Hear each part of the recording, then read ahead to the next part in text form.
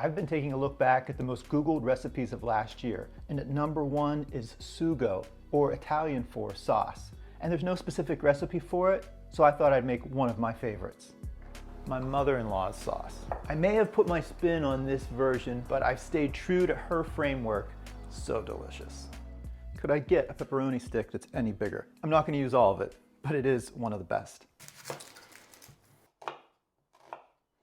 I'm taking my time to cut a small white or yellow onion into about an 1/8 inch dice. This is probably the toughest part of this recipe. We'll get our chopped onion in a little olive oil in our pot. We don't even need to have the oil heated up yet, just starting off on the burner. We're going to cook our onion nice and slow in a little bit of olive oil. Make sure that it's nice and soft before we add our garlic. While our onions are going, I'm just prepping some other ingredients like our pepperoni. We need about 1 pound of pepperoni. I've taken the casing off and I'm just slicing it into nice, thick little coins, a little thicker than what you might find on a pizza. This sauce is generally a tomato sauce, but it's all of this pepperoni that gives it a wonderful, piquant, sort of the secret sauce flavor. So amazing. I really like whole San Marzano tomatoes. I also love a really good tomato paste, so muti is one of my favorites. It's super bright. Opening the cans might be the second hardest part of this recipe. Okay, our onions are really soft. It's a great time now to add our garlic in. That's 2 tablespoons of chopped garlic. I like sliced garlic, but this is chopped. It's what the recipe calls for. I do what I'm told. And that's about 6 cloves. We're also going to add our tomato paste at this time, and that's 2 cans of tomato paste, 4.9 ounces. We want to get a little bit of that tomato paste sort of darkening.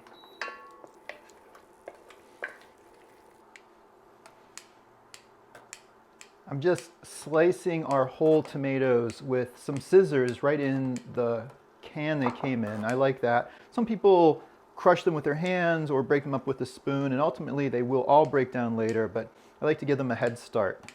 All right, this is looking really good. I'm going to crank the heat up just a little bit more and go ahead and add our 2 cans of peeled whole San Marzano tomatoes. Looks terrific.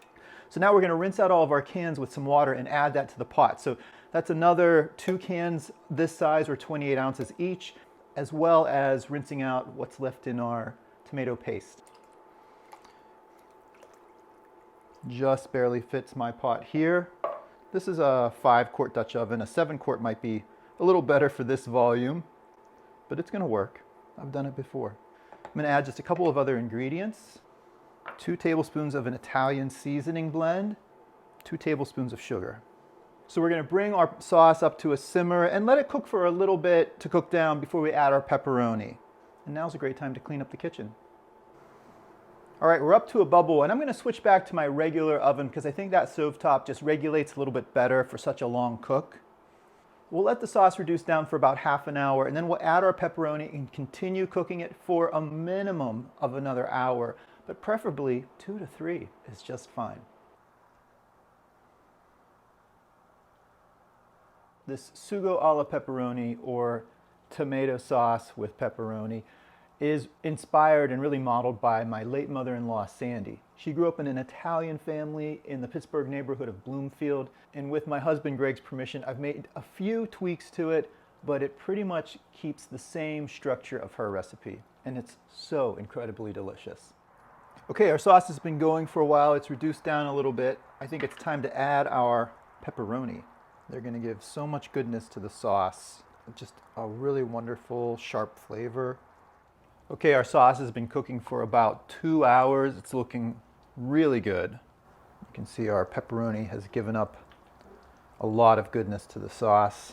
Here and there I have skimmed out some of the pepperoni fat that's rendered. There's just a little too much on top, I think, but not all of it. All right, I think we're nearly there. I've cut the heat. I'm actually going to remove the pot from any hot burner. And last ingredient, absolutely necessary, Locatelli Romano cheese. I grated it finely on a rasp style grater earlier. We're adding in about 2 to 3 ounces. This is really the last flavor punch, and partly why we didn't add any salt along the way, because the cheese and the pepperoni really adds that high degree of savoriness. Oh, looking so good. After your cheese is incorporated, you can taste and see if it really does need any salt, but in my experience, it never does. It's absolutely perfect. Oh yeah. Gotta get a pepperoni. Yeah. Make some sauce.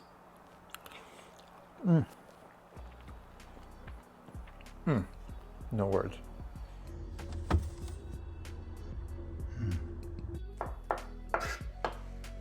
Woo. Woo. We're gonna cook it nice and. We're gonna cook our onion nice and.